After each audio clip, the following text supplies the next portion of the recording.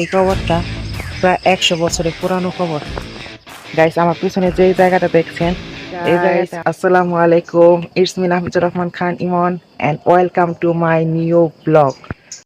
So guys, আজকের ভিডিওটি অনেক বেশি স্পেশাল হতে যাচ্ছে বিকজ আজকের ভিডিওটা আমি আমার গ্রামের একটি সকালের সুন্দর মুহূর্ত শেয়ার করতে যাচ্ছি। সো যারা এখনো ভিডিওতে লাইক দেননি, ভিডিওতে একটি লাইক দিয়ে চ্যানেলটি সাবস্ক্রাইব করে দিন। গাইস, আমার পিছনে দেখতে পাচ্ছেন খুব সুন্দর একটা ধান ক্ষেত, খুব সুন্দর একটা পরিবেশ। সকালে পরিবেশ আসলে খুব সুন্দর লাগে দেখতে। যে পূর্ব দিকে সূর্য হচ্ছে, পাখির সুন্দর ডাক দেখতেও খুব সুন্দর লাগে। আপনারা কিছু সিনেমাটিক শট দেখে নিন।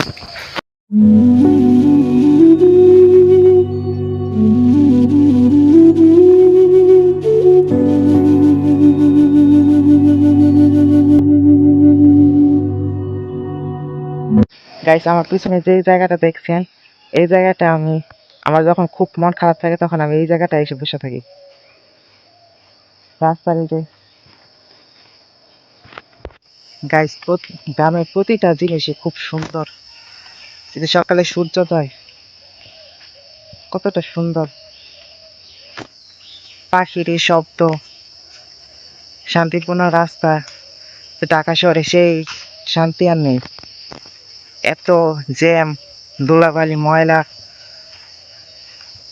ঢাকা শহরে পরিবেশটা খুব নষ্ট হয়ে গেছে। গ্রামের পরিবেশটা কতটা সুন্দর, যা শহরের বাসিন্দারা জীবনেতে স্বাদ নিতে পারবে না।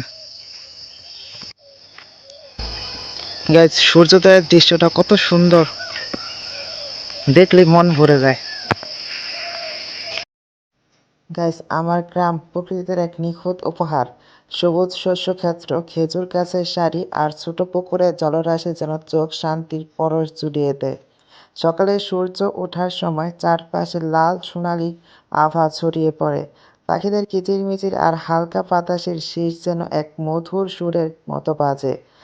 এখানকার মানুষ সহজ সরল, প্রকৃতির সাথেই তাদের মেলবন্ধন। গাইস, এই গ্রামের প্রতিটি সকাল যেন আমাকে নতুন করে প্রকৃতির প্রেমে পড়িয়ে দেয়।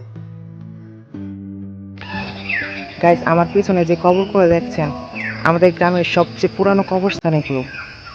আমাদের গ্রামের সবচেয়ে বড় এবং পুরানো কবরস্থান, প্রায় 100 বছরের পুরানো এই কবরস্থান। আমরা মারা গেলে এখানে আমাদের দাফন করা হবে ইনশাআল্লাহ। গাইস, এটা আমার জীবনের ফার্স্ট ব্লগ, তো অনেক কিছু ভুল হতে পারে। আমি ক্যামেরার সামনে তেমন কিছু বলতে পারি না, কথা তেমন একটা বলতে পারি না, তো ভুল প্রান্তে হতেই পারে মানুষ, তো মাফ করে দিবেন। আর আমার ব্লগটা কেমন হয়েছে অবশ্যই কমেন্ট করে জানাবেন। আমার ফার্স্ট ব্লগ এটা। আজকের ভিডিওটা এই পর্যন্তই। ভিডিওটা কেমন লাগলো অবশ্যই কমেন্টে জানাবেন। পরবর্তী কোনো ভিডিওতে দেখা হবে ইনশাআল্লাহ। ততক্ষণ পর্যন্ত ভালো থাকবেন, সুস্থ থাকবেন। আল্লাহ হাফেজ।